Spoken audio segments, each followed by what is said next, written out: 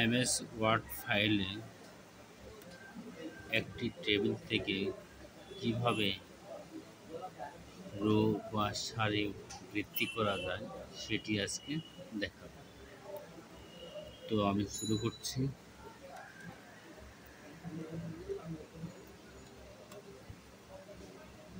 Click on table. টেবিলের যেখান থেকে আমরা রো বৃদ্ধি করতে চাই ওই রোর রাইট বাটনে কার্সর রাখতে হবে। দেন কিবোর্ড থেকে টেপ টেপ বাটনে ক্লিক করতে হবে। বৃদ্ধি পাচ্ছে এইভাবে।